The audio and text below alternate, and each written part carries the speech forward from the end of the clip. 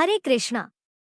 आप सभी भक्तों को मार्गशीर्ष पूर्णिमा की अत्यंत हार्दिक और मंगलमय शुभकामनाएं। आज इस पावन पूर्णिमा के उज्जवल और पुण्यमय अवसर पर हम सब एक साथ मिलकर मार्गशीर्ष पूर्णिमा व्रत कथा का श्रवण करेंगे।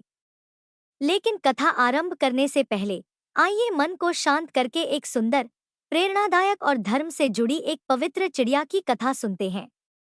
एक ऐसी कथा जो हमें भक्ति, त्याग और भगवान पर अटूट विश्वास का अमूल्य संदेश देती है। इस छोटी सी चिड़िया की कहानी में छुपा है बड़ा जीवन उपदेश, जो हमारे मन को कोमलता, भक्ति और विनम्रता से भर देता है।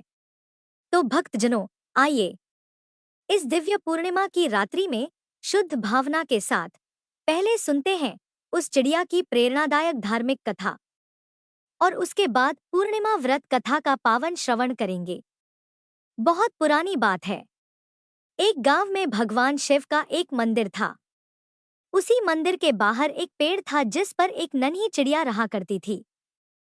चिड़िया के 3 छोटे छोटे बच्चे भी थे और वह चिड़िया गांव के घरों से दाना चुग कर लाती, खुद भी खाती और अपने नन्हे मुन्ने बच्चों का पेट भी भरा करती। वह चिड़िया भगवान शिव की भक्त थी। हमेशा मन में भगवान शिव और माता पार्वती को याद करा करती। उसी गांव में एक सेठ और सेठानी भी रहा करते थे।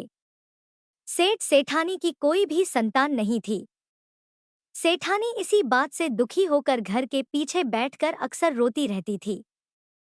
वह चिड़िया पेड़ पर बैठकर उस सेठानी को रोता हुआ देखती।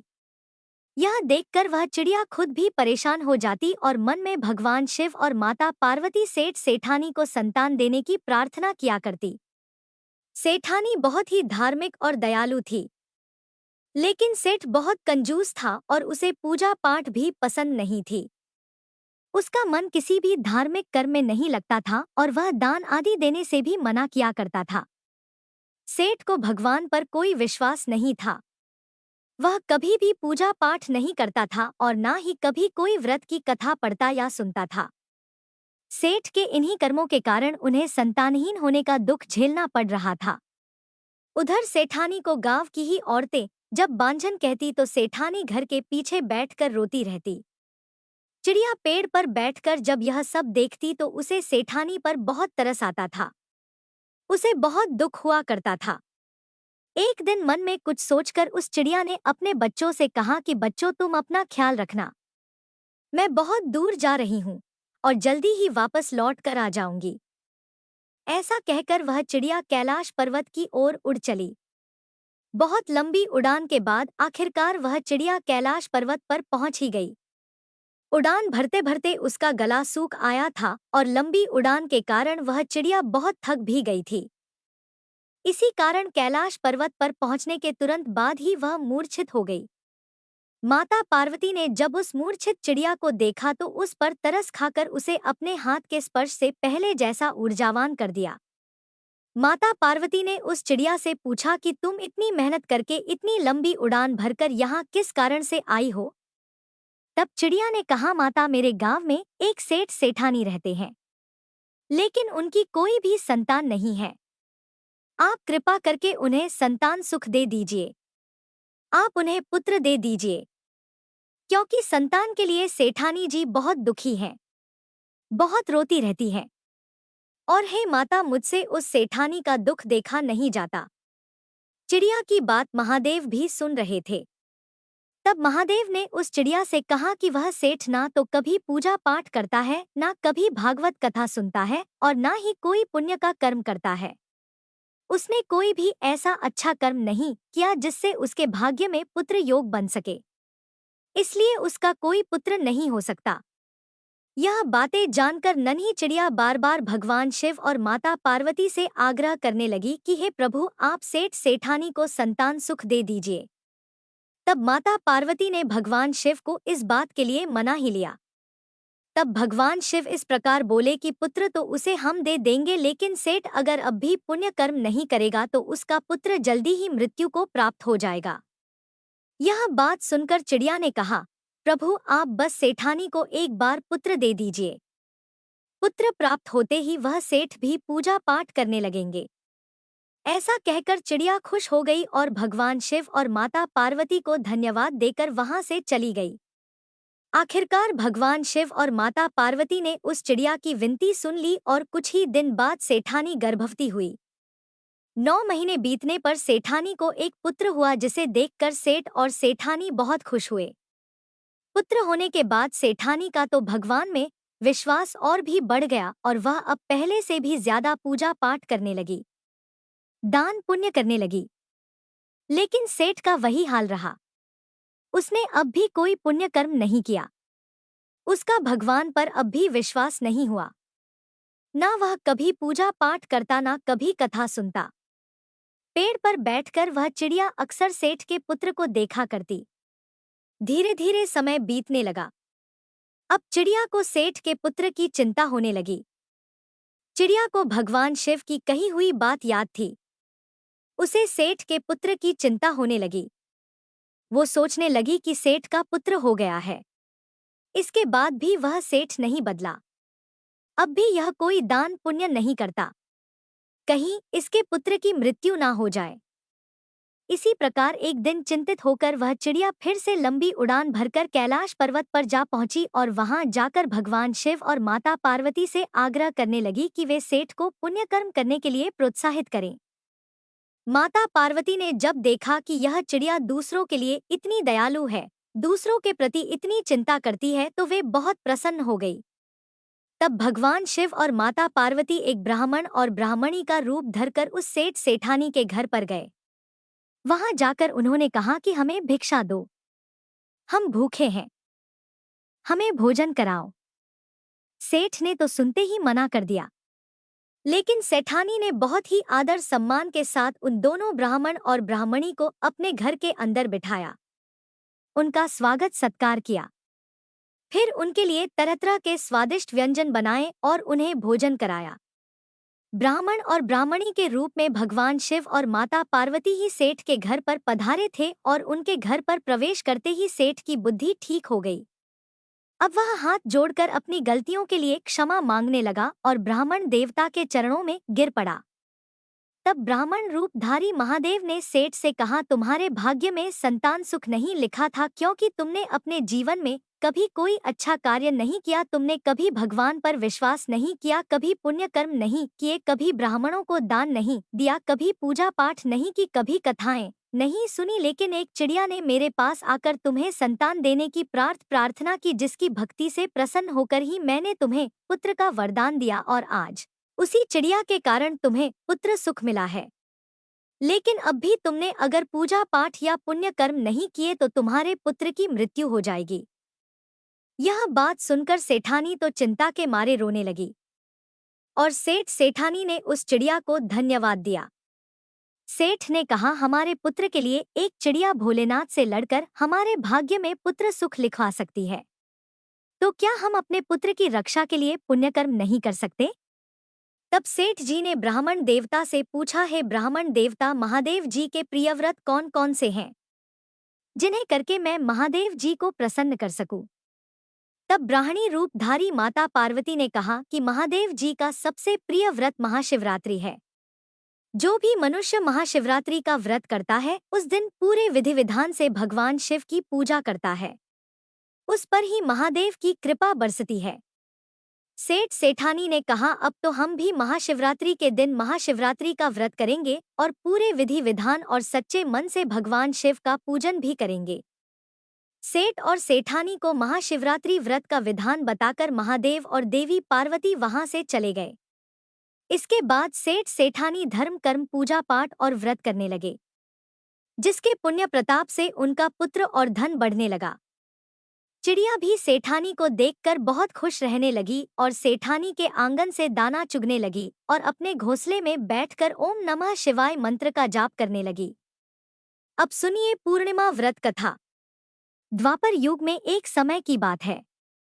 यशोदा जी ने श्री कृष्ण से कहा, है कृष्ण, तुम सारे संसार के उत्पन्नता पालन करता और उसके सहार करता हो। आज कोई ऐसा व्रत मुझसे कहो जिसके करने से मृत्युलोक में स्त्रियों को विधवा होने का भय ना रहे और यह व्रत सभी मनुष्यों की मनोकामनाएं भी पूर्ण करने वाला हो।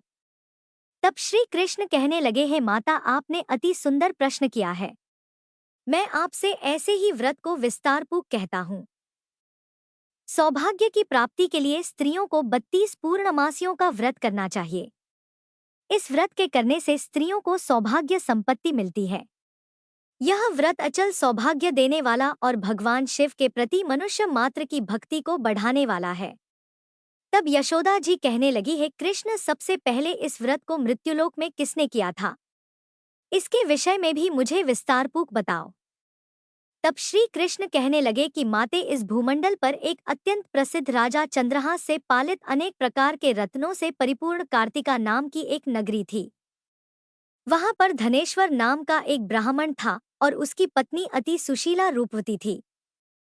दोनों ही उस नगरी में बड़े प्रेम से रहते थे। घर में धन धान्य आदि की कोई कमी नहीं थी, लेकिन उन्हें एक बड़ा दुख था कि उनकी कोई संतान नहीं थी। इस दुख से वह अत्यंत दुखी रहा करते थे। एक समय एक बड़ा तपस्वी योगी उस नगरी में आया।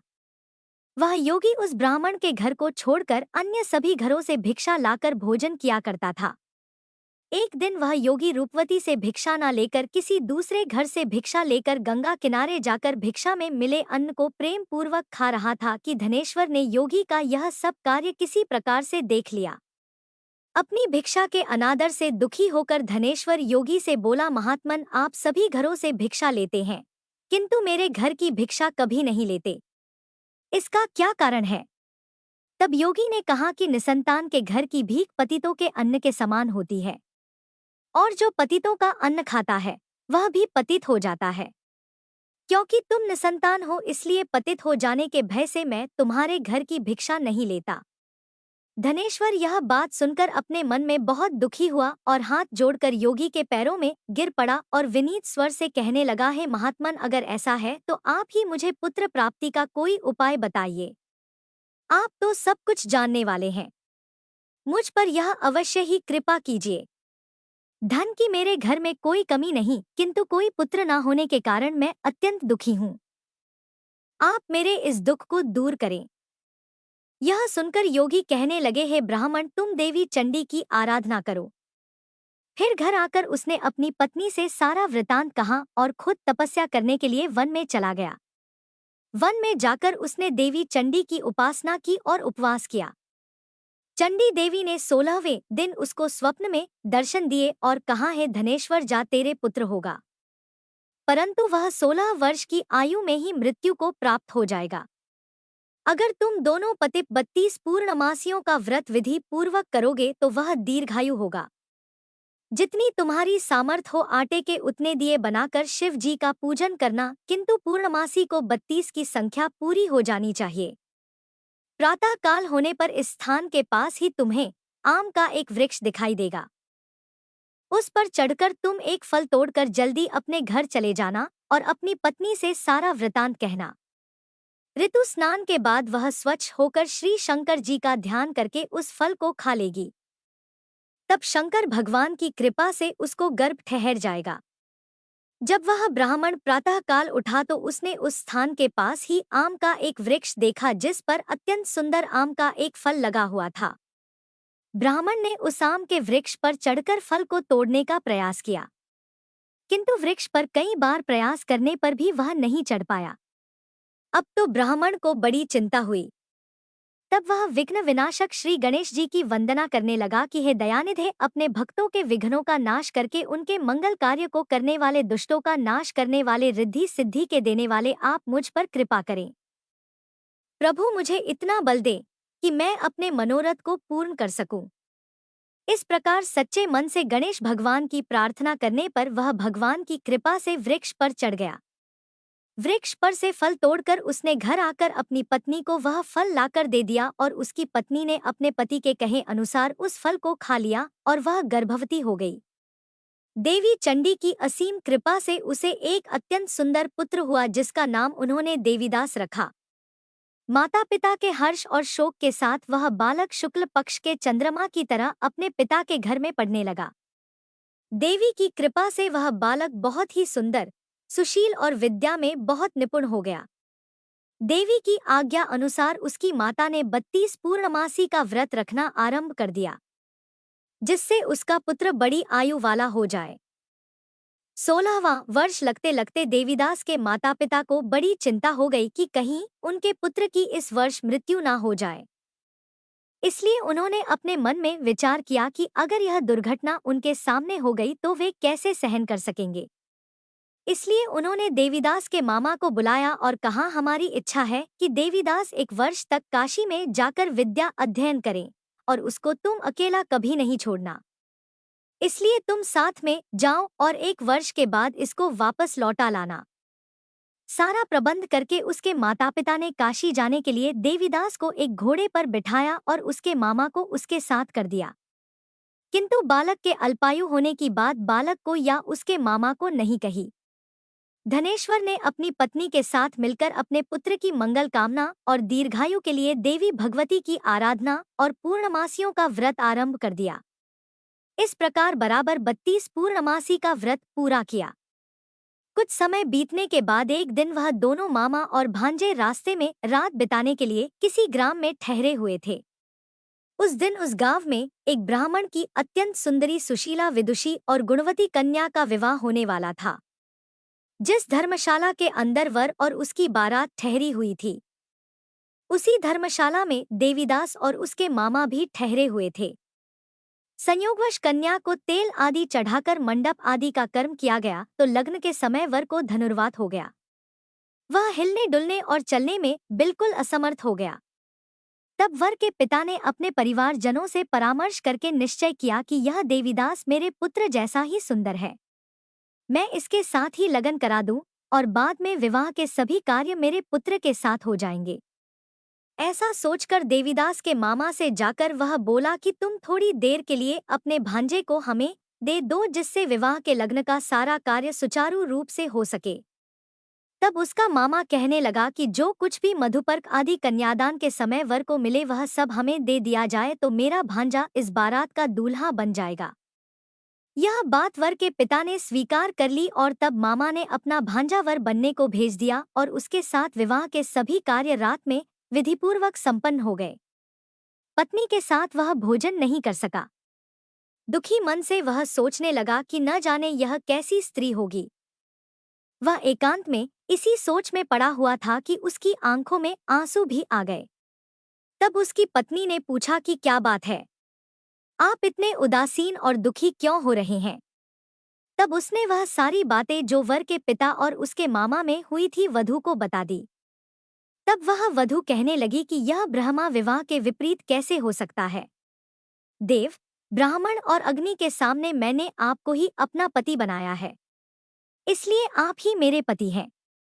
मैं आपकी ही पत्नी रहूंगी, किसी अन्य की बिल्कुल नहीं।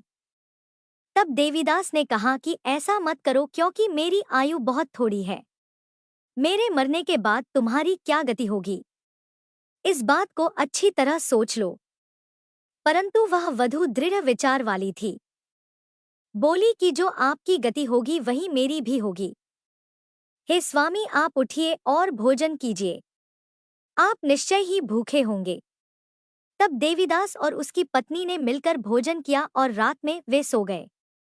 प्रातः काल देवीदास ने अपनी पत्नी को 3 नगों से जड़ी हुई एक अंगूठी और एक रुमाल दिया और बोला, प्रिय, इसे संकेत समझ कर रखो और शांत हो जाओ। मेरा स्मरण और जीवन जानने के लिए एक पुष्प वाटिका बना लो, उसमें सुगंधी वाली एक नव मल्लिका लगा लो। उसको हर दिन जल से सींचना और आनंद के साथ खेल कूदना और उत्सव मनाना। जिस समय और जिस दिन मेरी मृत्यु का होगा यह फूल सूख जाएंगे, और जब यह फिर से हरे भरे हो जाए तो समझ लेना कि मैं जीवित हूँ। यह बात निश्चय करके समझ लेना और इसमें कोई संशय मत करना। ऐसा समझा बुझाकर वह चला गया। प्रातः काल होते ही वहां पर गाजे बाजे बजने लगे। जिस समय विवाह के कार्य समाप्त करने के लिए वर तथा सब बाराती मंडप में आए तो कन्या ने वर को भली प्रकार से देखकर अपने पिता से कहा कि यह मेरा पति नहीं है। मेरा पति वही है जिसके साथ रात में मेरा विवाह हुआ था, इसके साथ तो मेरा विवाह ही नहीं हुआ। अगर यह वही है तो बताएं कि मैंने इसको क्या दिया था और रात में हमारे बीच में क्या गुप्त बातें हुई थी वह सब बताई। पिता ने उसके कहे अनुसार वर को बुलवाया। कन्या की सारी बातें सुनकर वह कहने लगा कि मैं कुछ नहीं जानता। इसके बाद वह लज्जित होकर अपना समूह लेकर चला गया और सारी बारात भी अपमानित होकर वहां से लौट गई। भगवान श्री कृष्ण आगे बोले, हे माते, इस प्रकार देवीदास काशी विद्या पढ़ने के लिए चला गया। जब कुछ समय बीत गया तो काल से प्रेरित होकर एक सांप रात के समय उसको डसने के लिए वहां पर आया। उस विषधर के प्रभाव से उसके बिस्तर के चारों ओर से विष की ज्वाला से वह बिस्तर विषैला हो गया, परंतु वृतराज के प्रभाव से उसको वह सांप काट नहीं पाया, क्योंकि पहले ही उसकी मां ने 32 पूर्णमासी का व्रत कर रखा था। इसके बाद मध्याह्न के समय स्वयं काल वहां पर आया और उसके शरीर से उसके प्राणों को निकालने का प्रयास करने लगा, जिससे वह मूर्छित होकर धरती पर गिर पड़ा। भगवान की कृपा से उसी समय देवी पार्वती जी के साथ श्री शंकर जी वहां पर आ गए। उसको मूर्छित दशा में देखकर देवी पार्वती ने भगवान से प्रार्थना की, हे प्रभु, इस बालक की माता ने पहले 32 पूर्णमासी का व्रत किया था, जिसके प्रभाव से हे भगवान अब आप इसको प्राणदान दे दीजिए। देवी के कहने पर भक्तवत्सल भगवान ने उस बालक को प्राणदान दे दिया।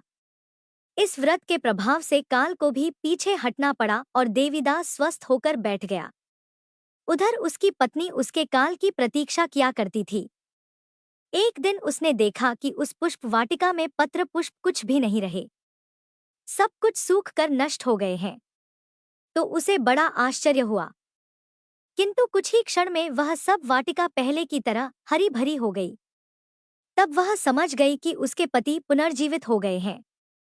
यह देखकर वह बहुत प्रसन्न होकर अपने पिता से कहने लगी, पिताजी, मेरे पति जीवित हैं, आप उनको ढूंढिए। जब 16वां वर्ष बीत गया तो देवीदास भी अपने मामा के साथ काशी से वापस अपने घर के लिए चल पड़ा। इधर उसके ससुर उसको ढूंढने के लिए घर से जाने ही वाले थे कि वह दोनों मामा भांजा वहीं पर आ गए। उसको आया देखकर उसका ससुर बड़ी प्रसन्नता के साथ उसे अपने घर में ले गया। उस समय नगर के निवासी भी वहां इकट्ठा हो गए और फिर सबने निश्चय किया कि अवश्य ही इस बालक के साथ इसी कन्या का विवाह हुआ था। उस बालक को जब कन्या ने देखा तो पहचान लिया और कहा कि यह तो वही है जो संकेत करके गए थे। फिर सब कहने लगे कि भला हुआ जो यह आ गया, और तब सब नगरवासियों ने खूब आनंद मनाया। कुछ दिन के बाद देवीदास अपनी पत्नी और अपने मामा के साथ अपने ससुर के घर से बहुत सारा उपहार लेकर अपने घर की ओर चल पड़ा। जब वह अपने नगर के निकट गया तो कई लोगों ने उसे देखकर उसके माता पिता को पहले ही जाकर सूचना दे दी कि तुम्हारा पुत्र देवीदास अपनी पत्नी और मामा के साथ आ रहा है। ऐसा सुनकर पहले तो उन्हें विश्वास ही नहीं हुआ, किंतु जब और लोगों ने भी आकर उनकी बात का समर्थन किया तब उन्हें बड़ा आश्चर्य हुआ। इतने में ही देवीदास भी अपने घर पहुंच गया और देवीदास ने अपने माता पिता के चरणों में सिर रखकर प्रणाम किया और उसकी पत्नी ने भी अपने सास ससुर के चरणों को स्पर्श किया तो माता पिता ने अपने पुत्र और पुत्रवधू को अपने हृदय से लगा लिया और सबकी आंखों से प्रेम के आंसू बहने लगे। अपने पुत्र और पुत्रवधू के आने की खुशी में धनेश्वर ने बड़ा भारी उत्सव किया और ब्राह्मणों को भी बहुत सी दान दक्षिणा देकर प्रसन्न किया। भगवान श्री कृष्ण कहने लगे, माते, इस प्रकार धनेश्वर 32 पूर्णमासियों के व्रत के प्रभाव से पुत्रवान हो गया। जो भी स्त्रियां इस व्रत को करती हैं वे जन्म जन्मांतर में भी वैधव्य का दुख नहीं भोगती और सदैव सौभाग्यवती रहती हैं। यह मेरा वचन है, इसमें कोई संदेह नहीं। यह व्रत पुत्र पौत्रों को देने वाला तथा संपूर्ण मनोकामनाओं को पूर्ण करने वाला है। 32 पूर्णमासियों के व्रत करने से व्रती की सारी इच्छाएं भगवान की कृपा से पूर्ण हो जाती हैं।